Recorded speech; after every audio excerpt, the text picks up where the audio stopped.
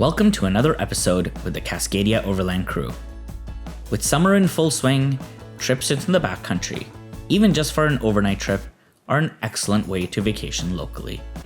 Dante is very, very excited. Allison is very, very excited. Oh yeah? Yes. Excited to go camping? Yes. In the United States? Oh yeah. We are in Washington. That's all I know. That's all you know, eh? Yeah. We're just following Mike and Jess. Yeah. Alright folks, we're on the Northern Cascades Highway, which is really, really gorgeous. It is raining a little bit, but it's not raining too much. And here's my little navigator, Dr. Loops. He's feeling very involved today. He's very excited to go camping.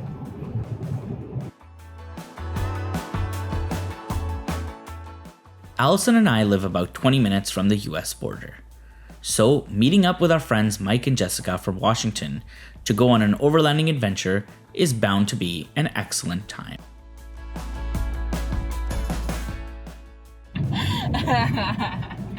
So I was just commenting that we go through tunnels all the time, but the one that we went through earlier was quite interesting because there was no lights in it, which is really weird because it's on like a major road and there's no lights in this tunnel. So I take out the camera to start recording and it was the tiniest tunnel in the world. Yeah, more of an overpass. Yeah, really.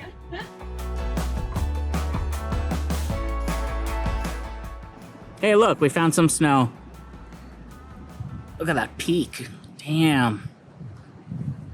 We are in the Northern Cascade Mountains and holy cow. I was thinking that the snow line looked really low, but I guess it's actually us that are really high up. Yeah. It's really, really beautiful. These are some crazy jagged mountains. Place is amazing. The snow that's so low, the peaks, incredible. Riddled with towering peaks from north to south, the North Cascades Scenic Highway is a goldmine of nature. Granted, it is very busy in the summer, the smooth roads and incredible views are worth a visit any time of the year, and look uniquely different in each season. Lined with lakes like Diablo and Ross, the highway offers something for everyone. We, however, were headed further east, into the Okanogan region of the Washington state.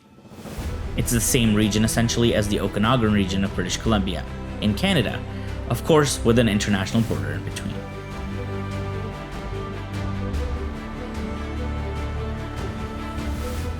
After a few hours of driving on the highway, we were finally hitting the dirt road and towards an unknown camping spot that a couple of friends had spent the previous nights at. As we climbed higher in elevation, the landscape started to change, a bit from the lush evergreen forest to sticks and burnt forest. It is evident that this region, similar to up here in BC, has seen quite a bit of fire activity in the last few years and is still on the path to recovery. Though we didn't get awesome views just yet, we were, however, enjoying the drive towards our camping destination.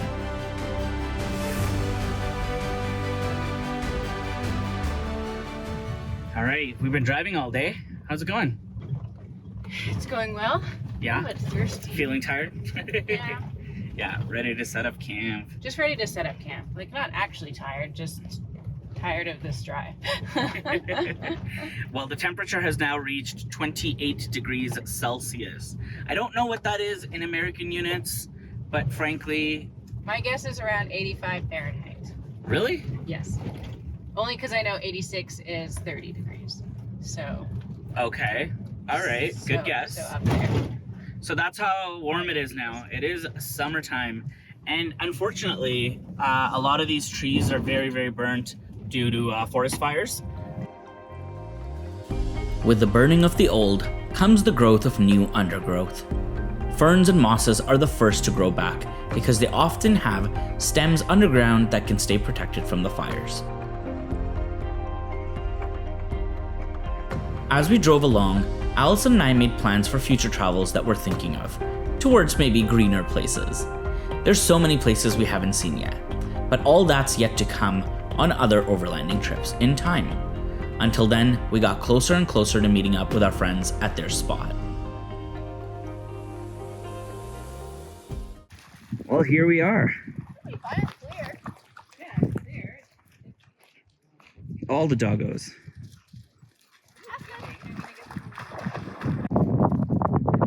Allison, Yes, how's it going? it's going good. Mosquitoes. Look at this place. I know. Very cool. Very cool. There's a big valley behind it. It's windy. It's a little windy. Yeah, even though it's hot, I'm not quite ready to take off my sleeves. So do you apply bug spray and then sunscreen, it or is sun- sunscreen and then bug spray? Sunscreen first, Okay. because it's got to absorb into your skin, whereas you want the bug spray to sit on top, I think. Despite Allison's excellent reasoning and advice, I was getting swarmed with bugs, and went with the bug spray first. I know I'm brown and all, but I got tattoos.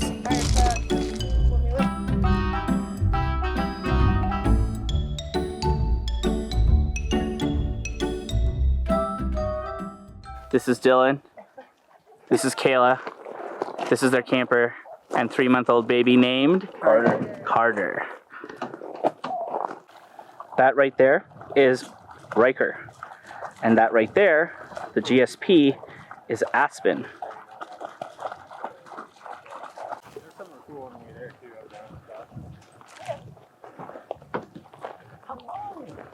This is Kona. Hi, Kona. Dante's just living the dream.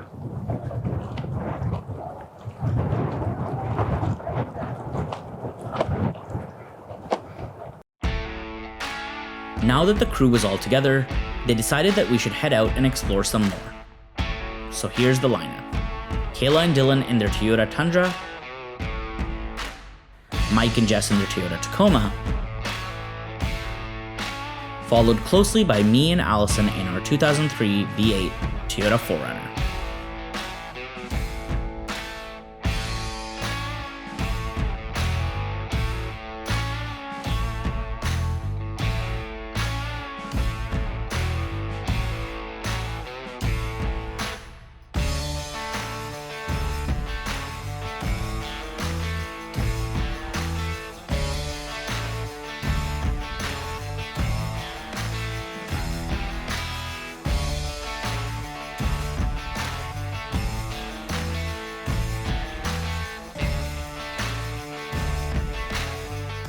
Well, at least we're out of the burnt forest now, and we're in a real live forest with tree-capped mountains.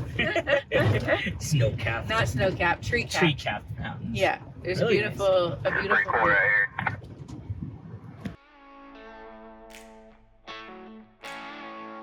The roads we were driving on were very well maintained, and didn't really need four-wheel drive at all.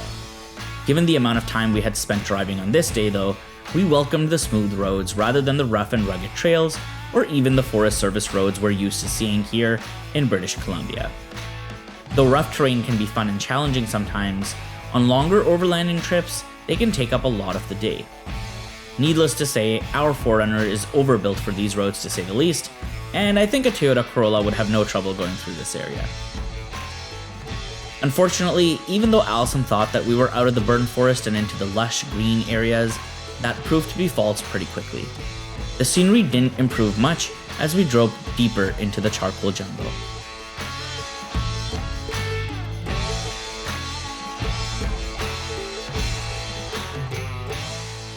Are we there yet? We are almost there, I think. We're going to a lookout somewhere. The roads have been fairly tame, but we've been out of the house since about 8 a.m. and now it is about 3:15 p.m. So we've been in the vehicle for a little time, but yeah, we're almost there.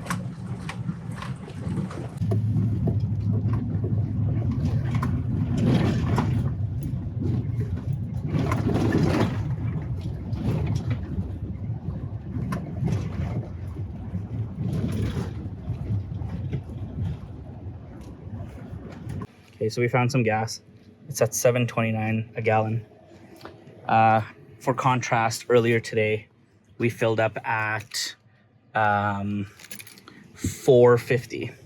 Okay, so we're stopped in this little town because we were short on gas, and I only put in $20 worth, $20 US worth, anyways, and that cost us $2.89 USD per liter. $2.89 per liter US dollars. Holy, that is literally the most expensive gas I have ever filled up. And I filled up gas in middle of nowhere, Northwest Territories in Canada. This was very, very expensive. It's criminal.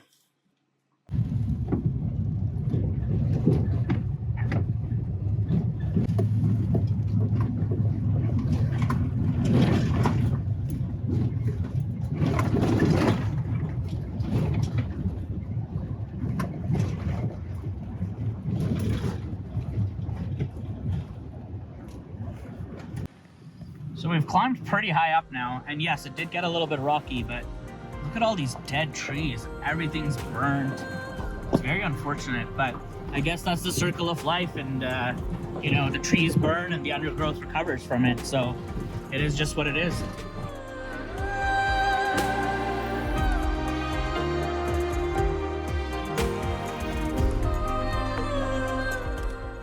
Eventually, our convoy leaders decided it was time to find a place to set up camp for the night. We had climbed up a few mountains and then back down, and now we were in what looked like rolling hills with pastures. We ended up stopping at a creek where we set up camp overnight, and it was nice because we could soak our feet and the dogs could play in the water as well.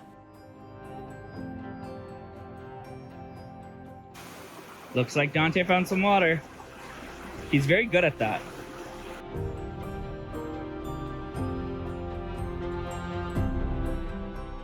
With temperatures climbing quickly in the summer, having a spot for the dogs to cool off and for the humans to cool off was pretty good to have. Aspen, Riker, Kona, and Dante seem to be enjoying it, so that's good enough for me in the short term.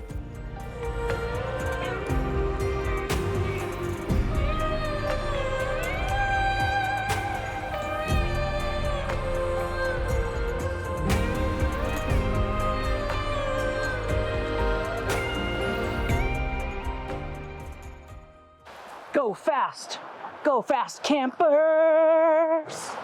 Go fast campers! This is not an advertisement. Rhino Rock Batwing Compact for all your Batwing awning needs. Ansel, quit being a shell. So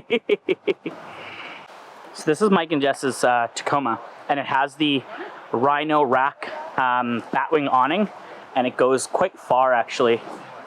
And then this is the Go Fast camper on top that they recently got. And it's quite spacious actually. Tons of standing room, and then this is the sleeping area. Oh, I suck at this. That's the sleeping area. So not to hype myself up too much, but I'm making tacos de carne asada. Here are the taco tortillas. Here's the meat, which I cut up and marinated. At home, I made some salsa verde muy picante. And then there's some salsa, which I did not make. But I chopped up some jalapenos and some cilantro and some guacamole. We are excited. We are hungry. And yes. And yes. And yes. There's nothing else to be said. Mi gato necesita pantalones. Mi gato necesita pantalones. Mi gato necesita pantalones. So ideally, carne asada is barbecued or grilled on an open fire and then cut into pieces. But because we're camping, if this is easier, I chopped it up and now I'm frying it. And it's still quite delicious. It doesn't get that smoky flavor, which you do from the open fire, but this works well.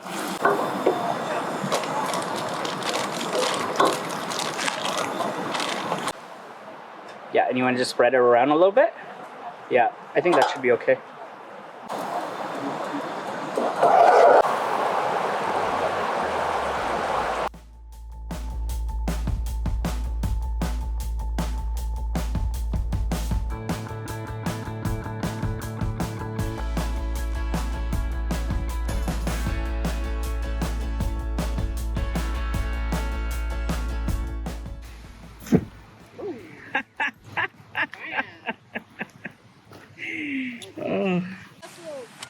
Oh, that was manly. Karma.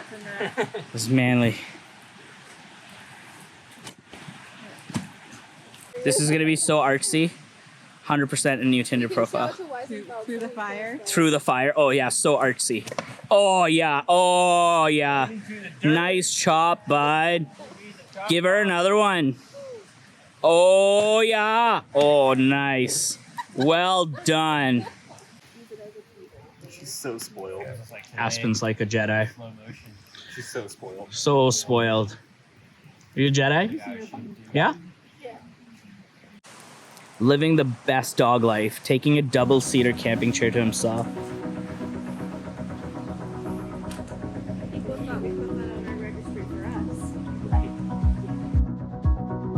Well, there you have it. Another overlanding trip comes to an end, but many more are yet to come this summer. The drive on this trip ended up quite long, but sometimes you just have to go with the flow. We love spending time with our friends south of the border, and this was an excellent opportunity to do that. Thanks for watching. Don't forget to subscribe if you haven't already. See you next time.